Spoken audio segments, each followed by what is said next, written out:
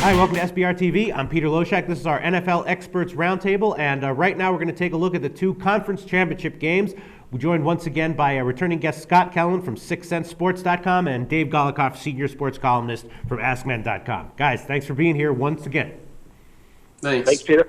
All right, we're going to start with the Giants and San Francisco game. And the reason we're going to start with this game is because, Dave, you have impressed me all year. You know, people make fun of you, but you impress me repeatedly. Sometimes I tailed you. The last time that you impressed me has been with these Giants picks, which I didn't tail, but you loved them last week. You loved them 2 weeks ago. Congratulations, man. I mean, great picking.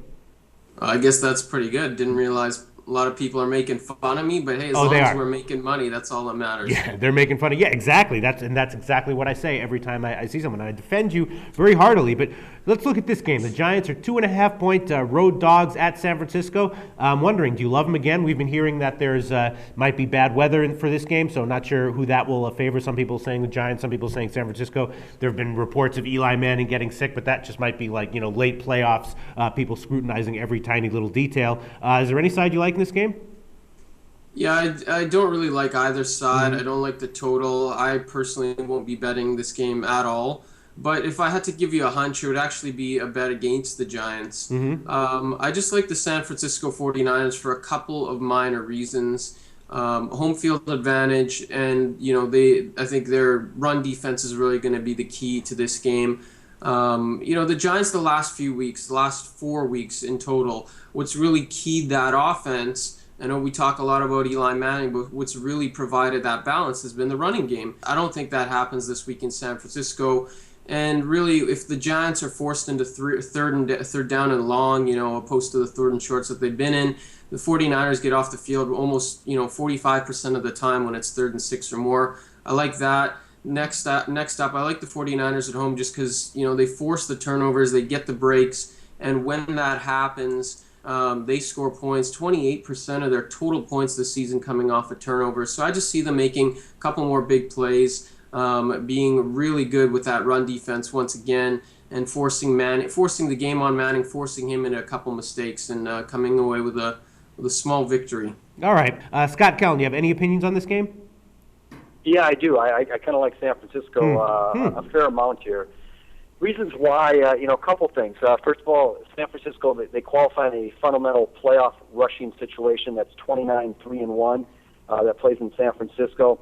The other one that'll play in both games here is since 1970 when the NFL and the AFL merged, in the conference championship games, the best defense, simply defined by the team that gives up the fewest points on average during the regular season, which of course is 49ers here, those teams are 53-26-1 in the conference championship games. So you got a couple strong situations in the favor of San Francisco. You're laying less than a field goal here. I like that. San Francisco, I think, is 8-0-1 at home against the spread this year, so they've been very good.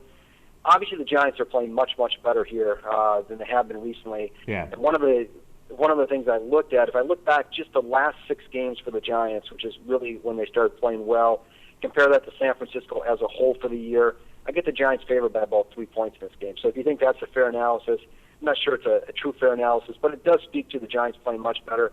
And also, with the 49ers, as Dave said, I don't see the Giants being able to run the ball here, and that's been a part of their success lately.